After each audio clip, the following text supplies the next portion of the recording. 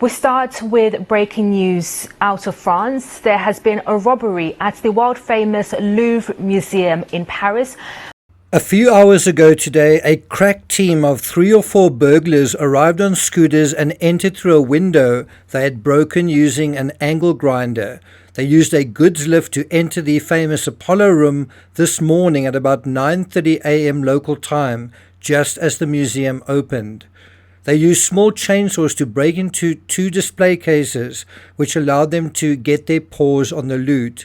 By 09:37, just 7 minutes later, they were gone. I got nightmares in my head, I fear.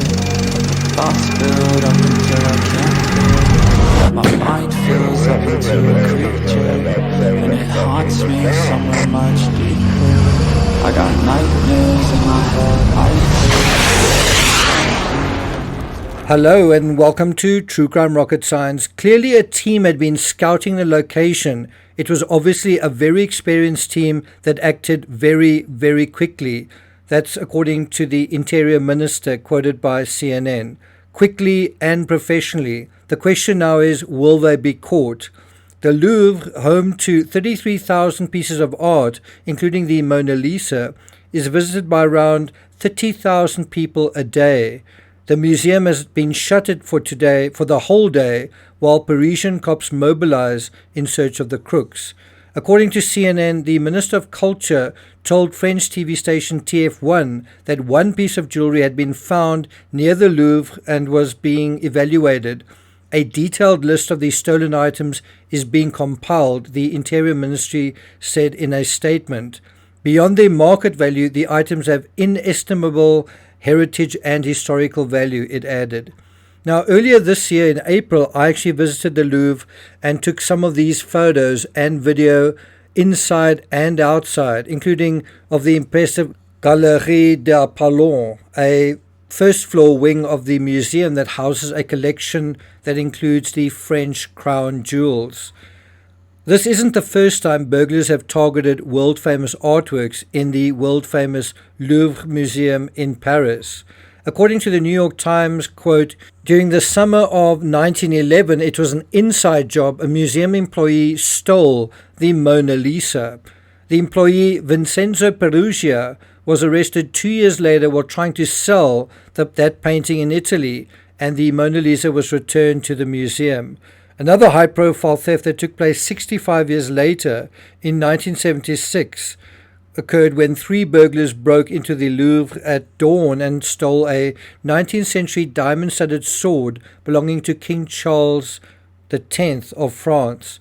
During that incident, the thieves climbed up a metal scaffolding and smashed windows on the 2nd floor, breaking into the museum. It's not clear whether that artifact was ever recovered. Then, in 1990, a painting by Pierre Renoir, Portrait of a Seated Woman, was cut from its frame and stolen from a 3rd-floor gallery. That, too, was a robbery in broad daylight, so I guess a daylight robbery.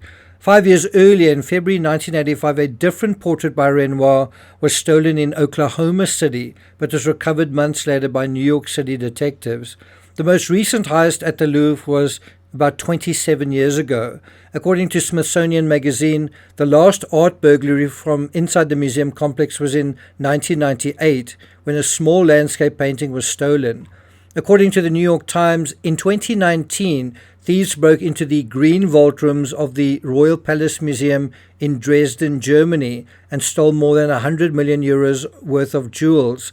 It's about $116 million.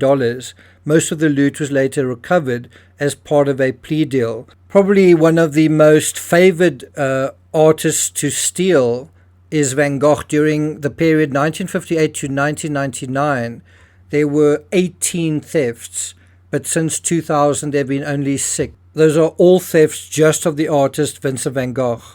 Interestingly, last year more Americans visited the Louvre than even the French.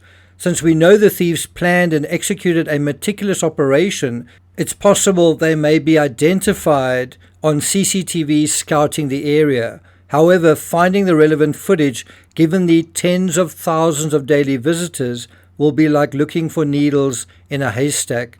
Not really a job I would want to do. By the way, if you're new to this channel and you're interested in art, I've written a book called The Murder of Vincent van Gogh. Put a link to that in the description. If you're interested in the coverage on this channel, please do subscribe, like, share, leave a comment, and I'll see you guys next time.